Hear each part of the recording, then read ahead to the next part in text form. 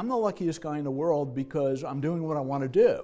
And I'm 73 years old, okay? I'm working in a job that I absolutely love.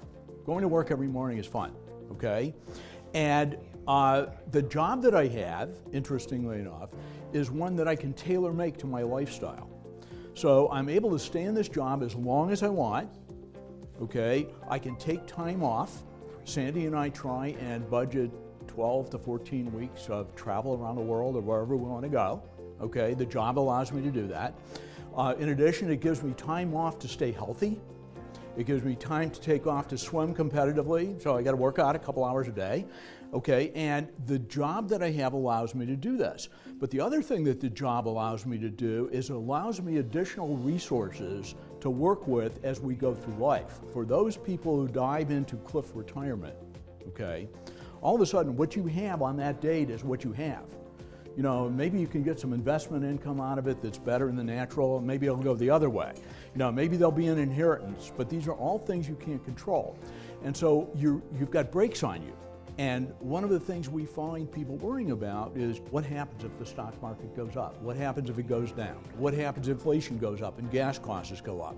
And Sandy and I live in an over 55 community, and one of the things that we find is that some of the people that moved in there 10 years ago have moved out because they can't afford it. And what happened is they were great for the first 10 years. They had plenty of money, but costs go up. Okay, and then what do? How are we going to help our clients plan this new retirement paradigm so that they feel comfortable about things? We have a number of clients that when we show them the economics of what they have, they've got plenty of money, and yet they won't pull the plug to retire.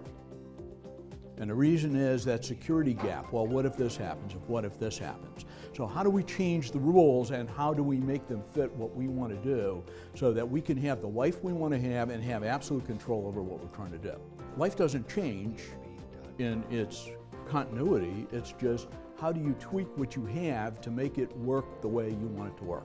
Being the luckiest guy in the world, which is, I think, the way you want to face retirement. You want to feel like this. And the luckiest guy in the world is not a title. It's not an award somebody gives you.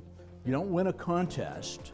What it is it's a state of being. It's a state of how you feel and what you want to happen. And it's also a journey.